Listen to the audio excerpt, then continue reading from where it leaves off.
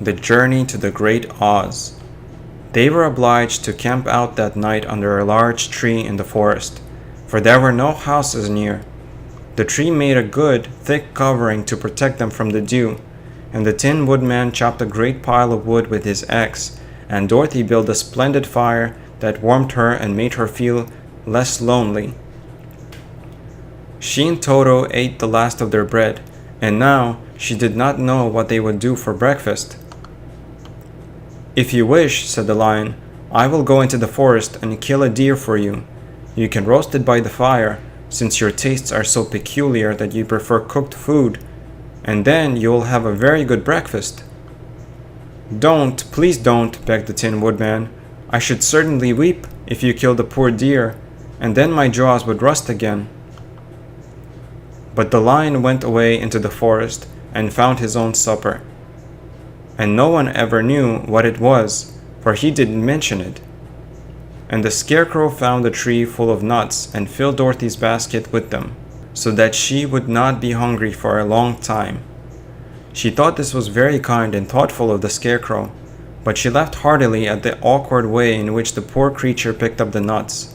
His padded hands were so clumsy, and the nuts were so small, that he dropped almost as many as he put in the basket.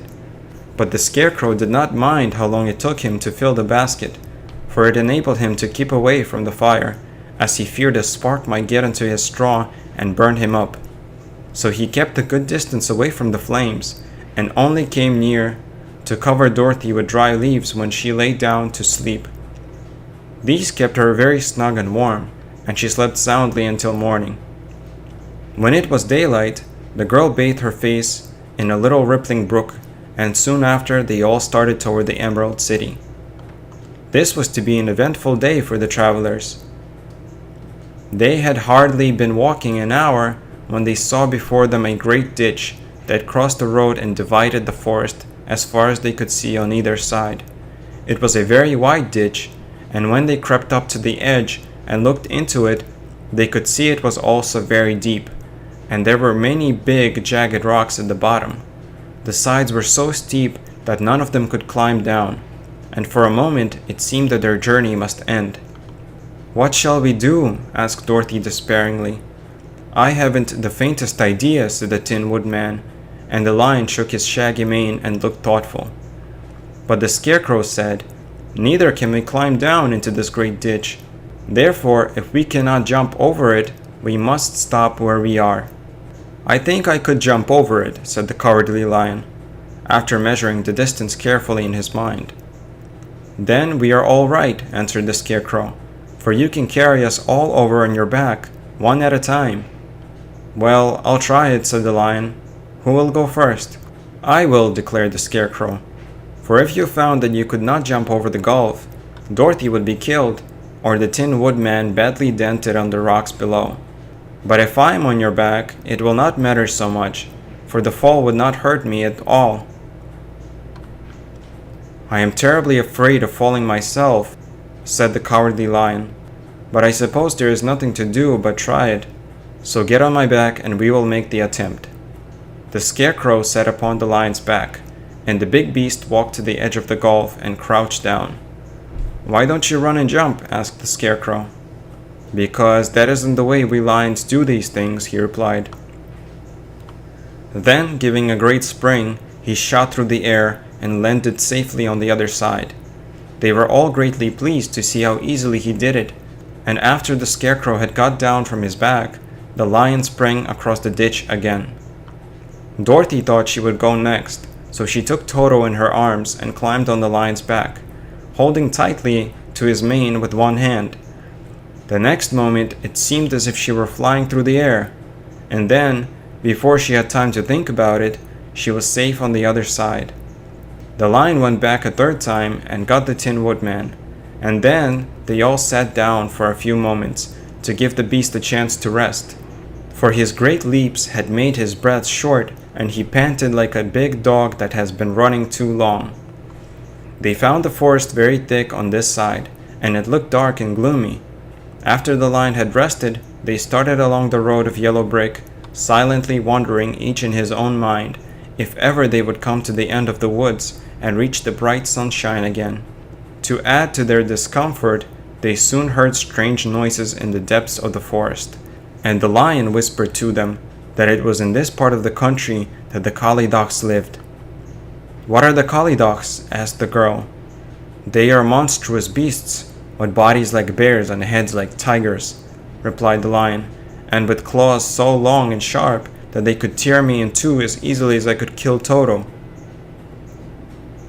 "I'm terribly afraid of the Kalidocs." "I'm not surprised that you are," returned Dorothy. "They must be dreadful beasts." The lion was about to reply when suddenly they came to another gulf across the road, but this one was so broad and deep that the lion knew at once he could not leap across it. So they sat down to consider what they should do, and after serious thought, the Scarecrow said, "Here's a great tree standing close to the ditch. If the Tin Woodman can chop it down so that it will fall to the other side, we can walk across it easily." "That is a first-rate idea," said the lion. "One would almost suspect you had brains in your head instead of straw." The woodman set to work at once, and so sharp was his axe that the tree was soon chopped nearly through. Then the lion put his strong front legs against the tree and pushed with all his might, and slowly the big tree tipped and fell with a crash across the ditch, with its top branches on the other side. They had just started to cross the square bridge when a sharp growl made them all look up, and to their horror they saw running toward them two great beasts with bodies like bears and heads like tigers. "They are the Kalidocs," said the Cowardly Lion, beginning to tremble. "Quick," cried the Scarecrow, "let us cross over." So Dorothy went first, holding Toto in her arms. The Tin Woodman followed, and the Scarecrow came next. The lion, although he was certainly afraid, turned to face the Kalidocs, and then he gave so loud and terrible a roar that Dorothy screamed and the Scarecrow fell over backward, while even the fierce beasts stopped short and looked at him in surprise. But seeing they were bigger than the lion and remembering that there were two of them and only one of him, the Kalidocs again rushed forward, and the lion crossed over the tree and turned to see what they would do next. Without stopping an instant, the fierce beasts also began to cross the tree, and the lion said to Dorothy, "We are lost, for they will surely tear us to pieces with their sharp claws, but stand close behind me, and I will fight them as long as I am alive." "Wait a minute," called the Scarecrow. He had been thinking what was best to be done, and now he asked the woodman to chop away the end of the tree that rested on their side of the ditch. The Tin Woodman began to use his axe at once, and just as the two Kalidocs were nearly across, the tree fell with a crash into the gulf, carrying the ugly snarling brutes with it, and both were dashed to pieces on the sharp rocks at the bottom. "Well," said the Cowardly Lion, drawing a long breath of relief, "I see we are going to live a little while longer, and I am glad of it, for it must be a very uncomfortable thing not to be alive. Those creatures frightened me so badly that my heart is beating yet." "Ah," said the Tin Woodman sadly, "I wish I had a heart to beat." This adventure made the travelers more anxious than ever to get out of the forest, and they walked so fast that Dorothy became tired and had to ride on the lion's back. To their great joy, the trees became thinner the farther they advanced, and in the afternoon they suddenly came upon a broad river, flowing swiftly just before them. On the other side of the water, they could see the road of yellow brick running through a beautiful country, with green meadows dotted with bright flowers, and all the road bordered with trees hanging full of delicious fruits. They were greatly pleased to see this delightful country before them. "How shall we cross the river?" asked Dorothy. "That is easily done," replied the Scarecrow. "The Tin Woodman must build us a raft, so we can float to the other side." So the woodman took his axe and began to chop down small trees to make a raft, and while he was busy at this, the Scarecrow found on the riverbank a tree full of fine fruit. This pleased Dorothy, who had eaten nothing but nuts all day, and she made a hearty meal of the ripe fruit. But it takes time to make a raft, even when one is as industrious and untiring as the Tin Woodman, and when night came the work was not done. So they found a cozy place under the trees, where they slept well until the morning, and Dorothy dreamed of the Emerald City and of the good Wizard Oz, who would soon send her back to her own home again. The Deadly Poppy Field. Our little party of travelers awakened the next morning refreshed and full of hope, and Dorothy breakfasted like a princess off peaches and plums from the trees beside the river. Behind them was the dark forest they had passed safely through, although they had suffered many discouragements, but before them was a lovely, sunny country that seemed to beckon them on to the Emerald City. To be sure, the broad river now cut them off from this beautiful land, but the raft was nearly done, and after the Tin Woodman had cut a few more logs and fastened them together with wooden pins, they were ready to start. Dorothy sat down in the middle of the raft and held Toto in her arms. When the Cowardly Lion stepped upon the raft, it tipped badly, for he was big and heavy, but the Scarecrow and the Tin Woodman stood up on the other end to steady it, and they had long poles in their hands to push the raft through the water. They got along quite well at first, but when they reached the middle of the river, the swift current swept the raft downstream, farther and farther away from the road of yellow brick, and the water grew so deep that the long poles would not touch the bottom. "This is bad," said the Tin Woodman, "for if we cannot get to the land, we shall be carried into the country of the Wicked Witch of the West, and she will enchant us and make us her slaves." "And then I should get no brains," said the Scarecrow. "And I should get no courage," said the Cowardly Lion. "And I should get no heart," said the Tin Woodman. "And I should never get back to Kansas," said Dorothy. "We must certainly get to the Emerald City if we can," the Scarecrow continued, and he pushed so hard on his long pole that it stuck fast in the mud at the bottom of the river. Then, before he could pull it out again, or let go, the raft was swept away, and the poor Scarecrow left clinging to the pole in the middle of the river. "Goodbye," he called after them, and they were very sorry to leave him. Indeed, the Tin Woodman began to cry, but fortunately remembered that he might rust, and so dried his tears on Dorothy's apron. Of course this was a bad thing for the Scarecrow. "I am now worse off than when I first met Dorothy," he thought. "Then I was stuck on a pole in a cornfield where I could make believe scare the crows at any rate. But surely there is no use for a Scarecrow stuck on a pole in the middle of a river. I'm afraid I shall never have any brains after all." Down the stream the raft floated, and the poor Scarecrow was left far behind. Then the Lion said, "Something must be done to save us. I think I can swim to the shore and pull the raft after me, if you will only hold fast to the tip of my tail." So he sprang into the water, and the Tin Woodman caught fast hold of his tail. Then the Lion began to swim with all his might toward the shore.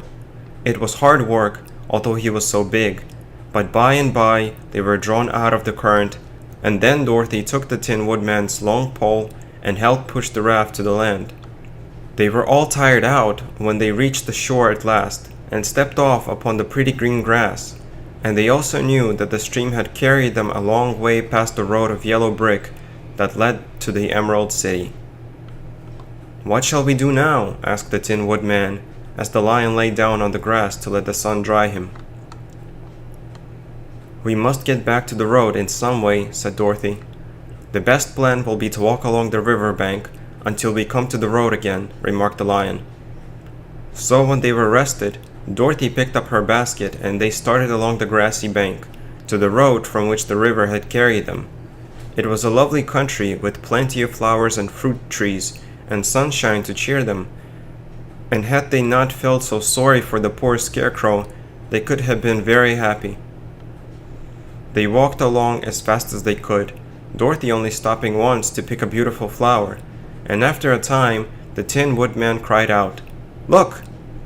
Then they all looked at the river and saw the Scarecrow perched upon his pole in the middle of the water, looking very lonely and sad.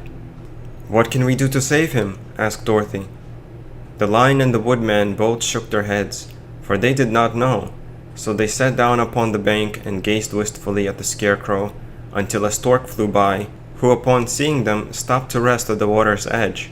"Who are you and where are you going?" asked the stork. "I am Dorothy," answered the girl, "and these are my friends, the Tin Woodman and the Cowardly Lion, and we are going to the Emerald City." "This isn't the road," said the stork as she twisted her long neck and looked sharply at the queer party. "I know it," returned Dorothy, "but we have lost the Scarecrow, and are wondering how we shall get him again." "Where is he?" asked the stork. "Over there in the river," answered the little girl. "If he wasn't so big and heavy, I would get him for you," remarked the stork. "He isn't heavy a bit. He isn't heavy a bit," said Dorothy eagerly, "for he is stuffed with straw, and if you will bring him back to us, we shall thank you ever and ever so much." "Well, I'll try," said the stork, "but if I find he is too heavy to carry, I shall have to drop him in the river again." So the big bird flew into the air and over the water, till she came to where the Scarecrow was perched upon his pole. Then the stork, with her great claws, grabbed the Scarecrow by the arm and carried him up into the air and back to the bank, where Dorothy and the lion and the Tin Woodman and Toto were sitting. When the Scarecrow found himself among his friends again, he was so happy that he hugged them all, even the lion and Toto, and as they walked along, he sang "Tol-deri-de-o" at every step. He felt so gay. "I was afraid I should have to stay in the river forever," he said, "but the kind stork saved me, and if I ever get any brains, I shall find the stork again and do her some kindness in return." "That's all right," said the stork, who was flying along beside them. "I always like to help anyone in trouble, but I must go now, for my babies are waiting in the nest for me. I hope you will find the Emerald City and that Oz will help you." "Thank you," replied Dorothy, and then the kind stork flew into the air and was soon out of sight. They walked along, listening to the singing of the brightly colored birds and looking at the lovely flowers, which now became so thick that the ground was carpeted with them. There were big yellow and white and blue and purple blossoms, besides great clusters of scarlet poppies, which were so brilliant in color they almost dazzled Dorothy's eyes. "Aren't they beautiful?" the girl asked as she breathed in the spicy scent of the bright flowers. "I suppose so," answered the Scarecrow. "When I have brains, I shall probably like them better." "If I only had a heart, I should love them," added the Tin Woodman. "I always did like flowers," said the lion. "They seem so helpless and frail. But there are none in the forest so bright as these." They now came upon more and more of the big scarlet poppies, and fewer of the other flowers, and soon they found themselves in the midst of a great meadow of poppies. Now it is well known that when there are many of these flowers together, their odor is so powerful that anyone who breathes it falls asleep, and if the sleeper is not carried away from the scent of the flowers, he sleeps on and on forever. But Dorothy did not know this, nor could she get away from the bright red flowers that were everywhere about. So presently her eyes grew heavy, and she felt she must sit down and rest and to sleep. But the Tin Woodman would not let her do this. "We must hurry and get back to the road of yellow brick before dark," he said, and the Scarecrow agreed with him. So they kept walking until Dorothy could stand no longer. Her eyes closed in spite of herself, and she forgot where she was, and fell among the puppies fast asleep. "What shall we do?" asked the Tin Woodman. "If we leave her here, she will die," said the lion. "The smell of the flowers is killing us all. I myself can scarcely keep my eyes open, and the dog is asleep already." It was true. Toto had fallen down beside his little mistress, but the Scarecrow and the Tin Woodman, not being made of flesh, were not troubled by the scent of the flowers. "Run fast," said the Scarecrow to the lion, "and get out of this deadly flower bed as soon as you can. We will bring the little girl with us, but if you should fall asleep, you are too big to be carried." So the lion aroused himself and bounded forward as fast as he could go. In a moment, he was out of sight. "Let us make a chair with our hands and carry her," said the Scarecrow. So they picked up Toto and put the dog in Dorothy's lap, and then they made a chair with their hands and carried the sleeping girl between them through the flowers. On and on they walked, and it seemed that the great carpet of deadly flowers that surrounded them would never end. They followed the bend of the river and at last came upon their friend the lion, lying fast asleep among the poppies. The flowers had been too strong for the huge beast, and he had given up at last, and fallen only a short distance from the end of the poppy bed, where the sweet grass spread in beautiful green fields before them. "We can do nothing for him," said the Tin Woodman sadly, "for he is much too heavy to lift. We must leave him here to sleep on forever, and perhaps he will dream that he has found courage at last." "I'm sorry," said the Scarecrow. "The lion was a very good comrade for one so cowardly, but let us go on." They carried the sleeping girl to a pretty spot beside the river, far enough from the poppy field to prevent her from breathing any more of the poison of the flowers, and here they laid her gently on the soft grass and waited for the fresh breeze to waken her.